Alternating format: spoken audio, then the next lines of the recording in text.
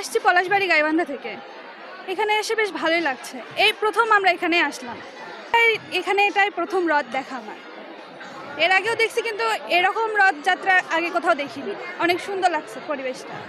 আমরা এখানে পরিবারের সাথে সবাই এসেছি, তো প্রথমবার আমরা এখানে আসলাম। আমাদের পুরো পরিবার এখানে এসে সবাই ভালো লাগতেছে। পরিবেশটা অনেক সুন্দর, ভালো।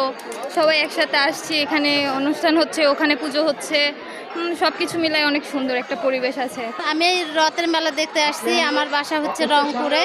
অনেক ভালোই রথের মেলা, অনেক দূর থেকে হয়ে আসতেছে।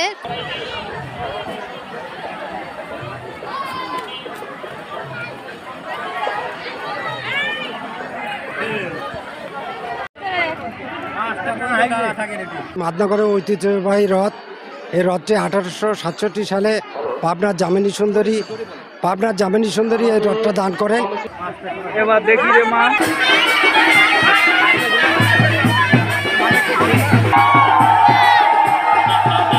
আচ্ছা, এটি একটি ঐতিহ্য রথযাত্রা। 1868 সালে শুরু হয়, মাঝখানে বন্ধ ছিল। 2012 সাল থেকে আবার চালু হয় এই রথযাত্রা।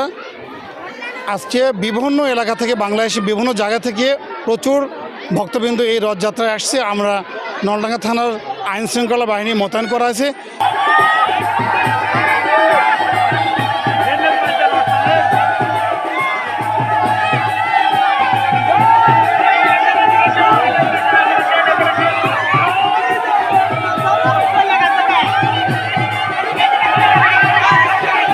গোটা ওয়ার্ল্ডের মধ্যে সর্বশ্রেষ্ঠ, যা এশিয়া মহাদেশের মধ্যে না, আমাদের হিন্দু রাষ্ট্র ভারত, সেখানে এমন রথ নেই। এবং বিভিন্ন জেলায় আমরা তথ্য নিয়ে দেখছি এরকম পিতলের রথ নাই, যেটা এখানে পড়ে আছে গ্রাম অঞ্চল।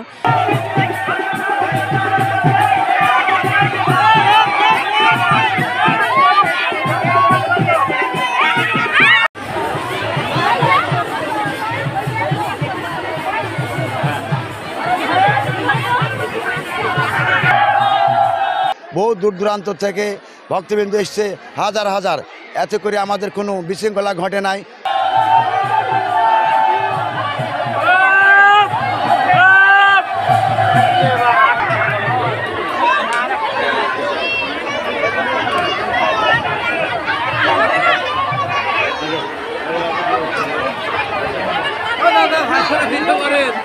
ভালো আছেন? ওইভাবে চলা লাগে।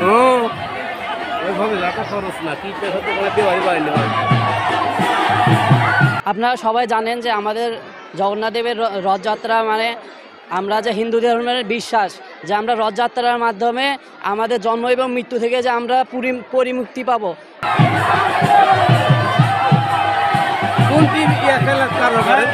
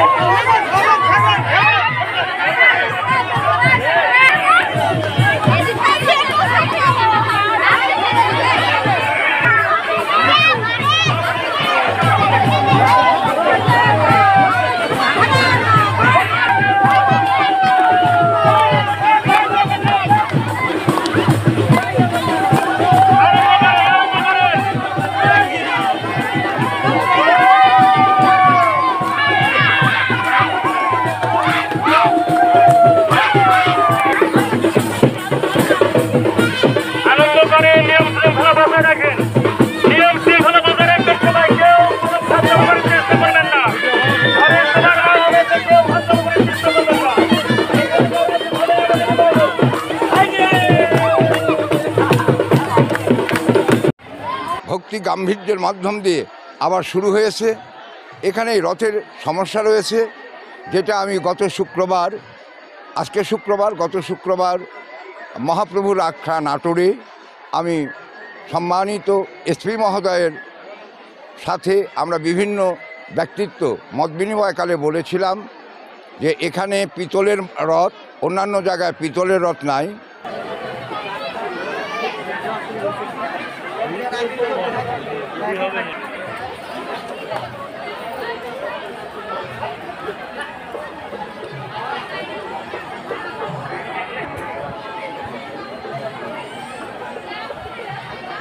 এই উপলক্ষে এখানে অনেক দোকানপাট বসেছে, মেলা শুরু হয়েছে এবং দেখে দর্শনার্থীরা আসলে মুগ্ধ হয়েছে এবং অনেক কেনাকাটা করতে পারছে।